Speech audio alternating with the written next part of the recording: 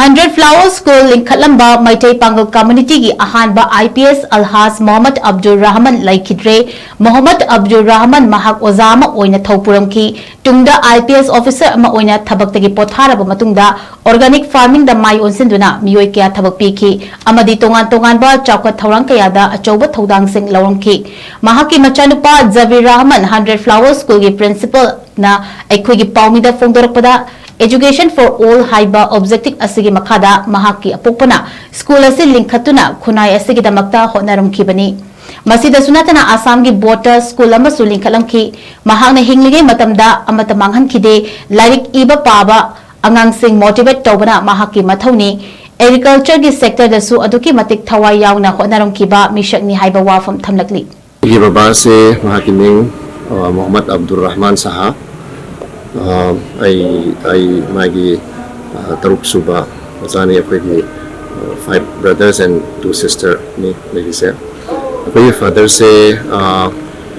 मासे 1975 ता MPS की manipur public service commission की examination दा MPS वही नाम से qualify तो की सिगी मांग दा महा ये assistant professor lecturer वही ना Fall College ता महक से बुक मतंग खापुरा में chemistry की उजा ओइना अदु की मतुंग दा 1985 स्वाई दमा से IPS ओइना promote तो की बनी सिगी मतुंग दा महक की बेबादी यामला education दा education for all have की objective दा महक से लई बनी अदुना लगी any society members any community लगी any religion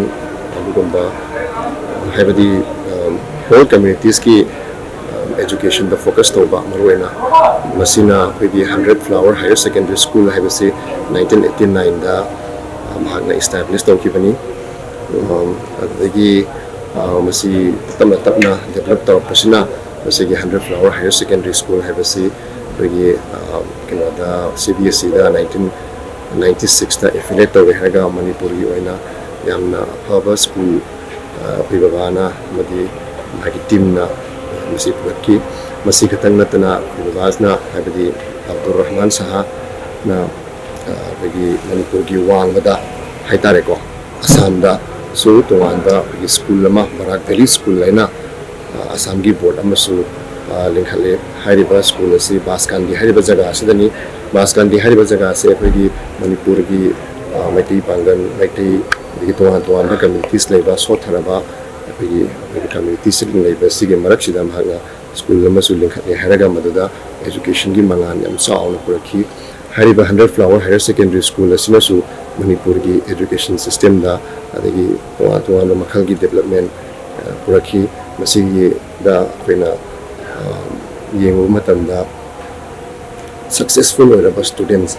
Sigi school, Sidigi, pass out Tokiba. Fanya lama masih